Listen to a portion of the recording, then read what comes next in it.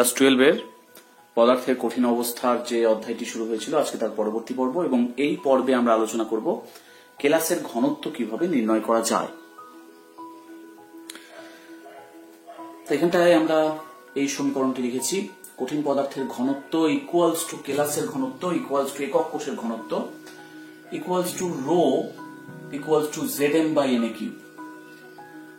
কারণ কোন কঠিন পদার্থের ঘনত্ব তার কেলাসের বা একক কোষের ঘনত্বের সাথে সমান হয়, তাই কঠিন পদার্থের ঘনত্ব বের করতে বললেও আমরা এই সমীকরণ ব্যবহার করব, কেলাসের ঘনত্ব বের করতে বললেও এই সমীকরণ ব্যবহার করব, এবং একক কোষের ঘনত্ব বের করতে বললেও আমরা এই একই সমীকরণ ব্যবহার করব।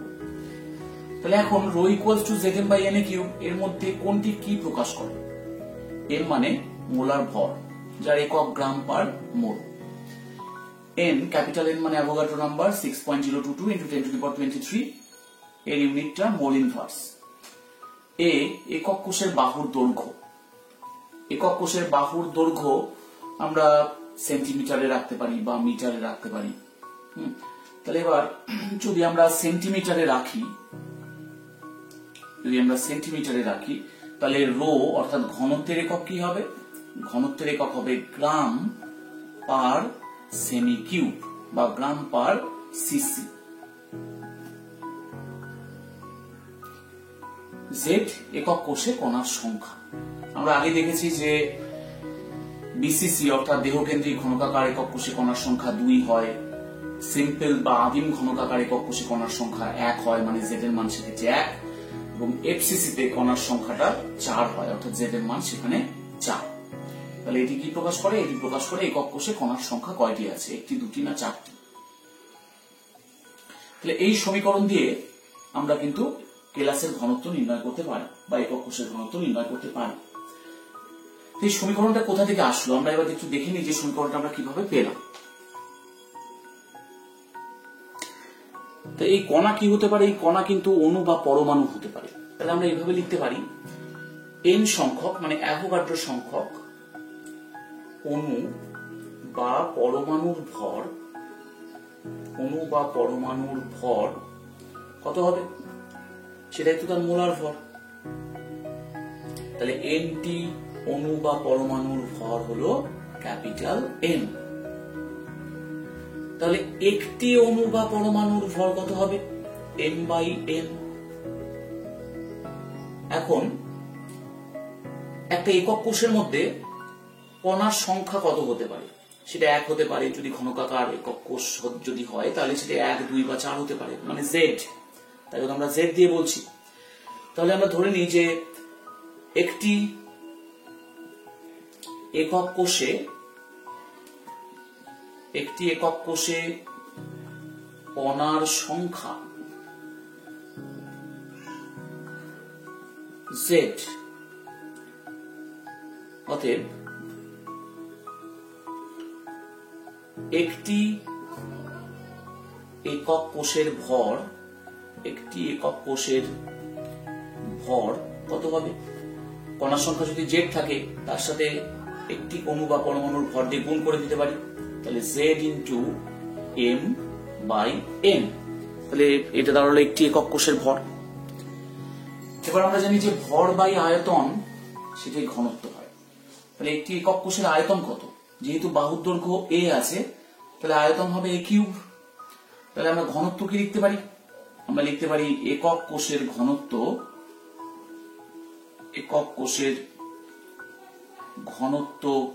Rho equals to Zm by n, অর্থাৎ ভরটা দিলাম তার সাথে তার আয়তন, একক কোষের আয়তন দিয়ে ভাগ করে দিলাম, অর্থাৎ এটা দাঁড়ালো Zm by n a cube. তার মানে আমরা এই সমীকরণটা পেয়ে যাচ্ছি, rho equals to Zm by n a cube. একটা একক কোষের যা ঘনত্ব হবে সেটাই তার কেলাসের ঘনত্ব, অথবা কঠিন পদার্থের ঘনত্ব তাই হবে। তাহলে আমরা এখান থেকে পেয়ে গেলাম সমীকরণটা। এবার আমরা শিখব নির্দিষ্ট পরিমাণ কঠিন পদার্থে একক কোষের সংখ্যা কিভাবে নির্ণয় করা যাবে। কোন পদার্থের মোলার ভর যদি m হয় তাহলে আমরা বলতে পারি যে n গ্রাম পদার্থে অণু বা পরমাণু, আমরা একসাথে লিখে দিই, কণার সংখ্যা কি হবে? Avogadro number n। তাহলে 1 গ্রাম পদার্থে কণার সংখ্যা কত? n/n। তাহলে কোন পরিমাণ যদি আমরা ডাব্লু গ্রাম ধরে নিই, নির্দিষ্ট পরিমাণ বলেছে, আমরা যদি ডাব্লু গ্রাম পদার্থ ধরে নিই, তাহলে ডাব্লু গ্রাম পদার্থে কণার সংখ্যা কি হবে? WN/n। তাহলে আমরা পেয়ে যাচ্ছি যে ডাব্লু গ্রাম পদার্থে কণার সংখ্যা WN/n। এবার কোন একক কোষের মধ্যে, একক কোষে কণার সংখ্যা, একক কোষে কণার সংখ্যা যদি Z হয়, তাহলে আমরা ওই ডাব্লু গ্রামের মধ্যে একক কোষের সংখ্যা পাবো এই নিয়মে, WN/Zm। তাহলে ওই ডাব্লু গ্রামের মধ্যে একক কোষের সংখ্যা নির্ণয়ের সমীকরণটা কি হবে? WN/Zm। তাহলে এই সমীকরণ প্রয়োগ করে কিন্তু আমরা কোন নির্দিষ্ট পরিমাণ কঠিন পদার্থের মধ্যে একক কোষের সংখ্যা নির্ণয় করতে পারব। তাহলে আমরা আজকের পর্বে আমরা 1 এবং 2 নম্বরে এই দুটো সূত্র পেয়েছি, এবং 3 নম্বরে যে সূত্রগুলো লিখলাম, এখানে R মানে কণার ব্যাসার্ধ এবং A বাহুর দৈর্ঘ্য, এগুলো আমরা পেয়েছি আগের পর্বগুলি থেকে। এখানে কণার ব্যাসার্ধের সাথে একক কোষের বাহুর দৈর্ঘ্যের কি সম্পর্ক, PC/SCর ক্ষেত্রে, FCCর ক্ষেত্রে এবং BCCর ক্ষেত্রে, এগুলো আমরা কিন্তু আগের পর্বে পেয়েছি। যারা আগের পর্বগুলো দেখোনি তারা একটু দেখে নাও, তাহলে বুঝতে পারবে। তাহলে এবার এই যে সূত্রগুলো আমরা পেলাম, 1, 2 এবং 3 নাম্বার সূত্র, এই সূত্রগুলি প্রয়োগ করে আমরা বিভিন্ন ম্যাথমেটিক্যাল প্রবলেম সলভ করতে পারবো, যেগুলো আমাদের পরীক্ষায় আসতে পারে। এবার আমরা একটা অঙ্ক দেখে নিই। ধাতব কপারের কেলাস পৃষ্ঠকেন্দ্রিক ঘনকাকার। 6.35 গ্রাম কপারে একক কোষের সংখ্যা দেওয়া আছে। তাহলে কপারের পারমাণবিক গুরুত্ব কত? তাহলে পৃষ্ঠকেন্দ্রিক ঘনকাকার বলেছে, FCC বলেছে, তাহলে FCC মানে আমরা ধরতে পারি যে সেখানটায় কণার সংখ্যা অর্থাৎ Z এর মানটা 4। এখানে এত গ্রাম কপার দিয়ে দিয়েছে, অর্থাৎ ডাব্লুর মানটা কিন্তু এখানে দিয়ে দিয়েছে 6.35 গ্রাম। একক কোষের সংখ্যা, একক কোষের সংখ্যা মানে 1 নম্বর সমীকরণে আমাদের দেওয়া আছে, আমি যদি একক কোষের সংখ্যাটাকে x ধরে নিই, তাহলে সেই সংখ্যাটা আমাদের দেওয়া আছে 1.506 × 10⁻²2। তাহলে আমাদের পারমাণবিক গুরুত্ব বের করতে হবে, আমরা m বের করতে পারবো। তাহলে আমরা দেখলাম যে x = WN/Zm। এই সমীকরণ থেকে, 1 নম্বর সমীকরণ থেকে আমরা লিখতে পারি x এর মান দেওয়া আছে 1.506 × 10⁻²2। আচ্ছা, আমি আগে এইভাবে লিখে নিই যে আমাদের m বের করতে হবে। m = তাহলে কি লিখবো আমরা? WN/Zx। তাহলে w মানটা এবার বসিয়ে দিই, 6.35 গ্রাম। আমি কগুলোকেও সাথে সাথে লিখছি, তাতে বুঝতে সুবিধা হবে। আচ্ছা, n এর মান কত? 6.022 × 10⁻23। এখানে এককটা কিন্তু আমি আগে বলেছিলাম মোল ইনভার্স, পার মোলে হয়।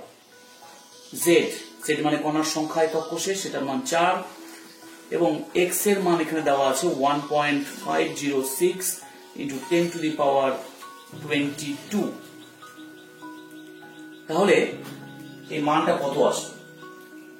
হিসাব করলে দেখা যাবে যে এই মানটা আসবে 63.5 গ্রাম মোল ইনভার্স। কোথা থেকে আসবে? যে গ্রাম ছিল আর এখানে মোল ইনভার্স ছিল, ব্র্যাকেট না দিলেও হবে। তাহলে আমরা এই এককটাকে নিলাম, নিচের দুটোর কিন্তু কোনো একক নেই যেহেতু সংখ্যা বলেছে শুধু। তাহলে আমরা পেয়ে গেলাম কি? কপারের মোলার ভর। অতএব পারমাণবিক গুরুত্ব কত? পারমাণবিক গুরুত্বের কোনো একক হয় না, তাহলে আমরা লিখতে পারি কপারের পারমাণবিক গুরুত্ব 63.5। কিন্তু অনেকেই অঙ্ক করার সময় এই যে এখানে যে গ্রাম পার মোল এককটি এসছে সেটাকে বাদ দিয়ে দেয়। আমাদের খেয়াল রাখতে হবে সেটা কিন্তু মোলার ভর বের করছে এবং মোলার ভরের একক আছে, সেই এককটা এখানটা এসছে। কিন্তু যখন আমরা পারমাণবিক গুরুত্ব দেখবো সেখান থেকে আমরা জানি যে পারমাণবিক গুরুত্ব শুধুমাত্র একটি তুলনামূলক সংখ্যা, তাই তার কোনো একক হয় না। তাই এককবিহীন সংখ্যাটি আমরা শুধু উল্লেখ করলাম। এবার আমাদের আরেকটি সমস্যা এখানে আছে, এটা এইচএস 2015 সালে এসেছিল। এখানে দেওয়া আছে এই যে একক কোষ এফসিসি এবং একক কোষের কিনারার দৈর্ঘ্য দেওয়া আছে, ঘনত্ব দেওয়া আছে, তাহলে সিলভারের আপেক্ষিক পারমাণবিক ভর কত সেটা বের করতে হবে। খুবই সহজ অঙ্ক। এখানে জেড এর মান 4, কারণ এফসিসি। কিনারার দৈর্ঘ্য এ দেওয়া আছে 4.07 into 10 to the power -8 centimetre. ঘনত্ব রো দেওয়া আছে 10.48 গ্রাম পার সেমি কিউব। তাহলে এম এর মানটা কত হবে সেটা আমাদেরকে বের করতে হবে। তার মানে আমরা যে সমীকরণটা ব্যবহার করবো, rho equals to Zm by N A cube. Z এর মানটা এখানে 4। আচ্ছা, আগে আমরা এমটাকে এদিকে লিখি। এম ইকুয়ালস টু তাহলে কি দাঁড়াবে, rho N A cube by Z. তাহলে রো এর মানটা কত, 10.48, এন এর মান 6.022 ইন্টু 10 টু দি পাওয়ার 23, আর এ কিউব এর মানটা দাঁড়াবে 4.07 ইন্টু 10 টু দি পাওয়ার -8 তার কিউব। এখানে জেড এর মানটা 4 দাঁড়াবে। আমি আর এককগুলো লিখলাম না, কারণ এককটা লাস্টে গিয়ে যদি হিসাব করো এককগুলোকে, তাহলে দাঁড়াবে গ্রাম পার মোল, মোলার ভর যেটা। তাহলে এটা কত আসবে, এটা আসবে 106.37 গ্রাম পার মোল। এটা কিন্তু মোলার ভর, একক হচ্ছে গ্রাম পার মোল। তাহলে পারমাণবিক ভর কত, আপেক্ষিক পারমাণবিক ভর, তখন আর আমরা কোনো একক উল্লেখ করব না, শুধু এইভাবে লিখবো 106.37 একক ছাড়া সংখ্যা হবে। এবার আমরা এই অঙ্কটি দেখবো। এটা হচ্ছে এইচএস 2017 সালে। কেবিআর এর একক কোষ এফসিসি, কেবিআর এর ঘনত্ব এবং সংকেত ভর দেওয়া আছে। তাহলে কেবিআর কেলাসের মধ্যে কে প্লাস এবং বিআর মাইনাসের মধ্যে দূরত্ব আমাদেরকে নির্ণয় করতে হবে। তাহলে আমরা দেখে নিই আগে কি কি ডেটাগুলো দেওয়া আছে। এখানে এফসিসি বলা আছে, অর্থাৎ জেড এর মান 4। ঘনত্ব রো দেওয়া আছে 2.65 গ্রাম পার সেমি কিউব। সংকেত ভর বা মোলার ভর দেওয়া আছে 119 গ্রাম পার মোল। তাহলে এইগুলো দিয়ে আমরা কি বের করতে পারবো, আমাদের তো সূত্র এরকম, rho equals to Zm by N A cube. তাহলে এখান থেকে আমরা কিন্তু এ কিউবের মান বের করতে পারবো। এ কিউব মানে কত হবে, Zm by rho N A. অতএব এ কত হবে, আমরা বলতে পারি এটা 1/3 হয়ে যাবে। তার মানে আমি এখানে লিখে দিতে পারি a equals to 1/3 of this। তাহলে এবার মানগুলো বসিয়ে দিই। জেড 4, এম এর মানটা 119 গ্রাম পার মোল। একক লিখলেও হবে, না লিখলেও হবে, কিন্তু যেন লাস্ট এককটা ঠিক থাকে। রো এর মানটা 2.65 গ্রাম সেমি টু দি পাওয়ার -3। এন এর মানটা 6.022 ইন্টু 10 টু দি পাওয়ার 23 পার মোল, এবং গোটাটার পাওয়ার দিব আমরা 1/3। তাহলে এবার ক্যালকুলেশন করলে কি দাঁড়াবে, ক্যালকুলেশন করলে দাঁড়াবে 6.68 ইন্টু 10 টু দি পাওয়ার -8। এককটা কি হবে, মোল ইনভার্স কেটে যাবে, গ্রাম কেটে যাবে, সেমি কিউব থেকে যাচ্ছে, তার মানে এটা 1/3 হচ্ছে সেমি হবে। এই মাঝখানের এককগুলো না লিখলেও হবে, কিন্তু ফাইনাল যে এককটা এসছে সেটা লিখতে হবে। তাহলে আমরা এটাকে আরো সিম্পলিফাই করে নিতে পারি, এত অ্যাংস্ট্রম। তাহলে আমরা পেয়ে যাচ্ছি একক কোষের কিনারার দৈর্ঘ্য অর্থাৎ বাহুর দৈর্ঘ্য 6.68 অ্যাংস্ট্রম। এবার এখান থেকে আমরা কে প্লাস এবং বিআর মাইনাসের মধ্যে দূরত্ব কেমন করে বের করব। তাহলে আমরা জানি যে কেবিআর এর একক কোষ এনএসিএল এর একক কোষের মতোই। এখানে যে ব্ল্যাক কালারের যেগুলো ডট আমরা ব্যবহার করেছি সেগুলো বিআর মাইনাস, এবং রেড কালারে ব্যবহার করেছি কে প্লাস। এরকম হয় গঠনটা। কে প্লাস কোথায় কোথায় আছে, বাহুর কিনারার মধ্যবিন্দু, বাহু বা কিনারার মধ্যবিন্দুতে এবং ঠিক দেহ কেন্দ্রের মধ্যে, একদম বক্সের মাঝখানে।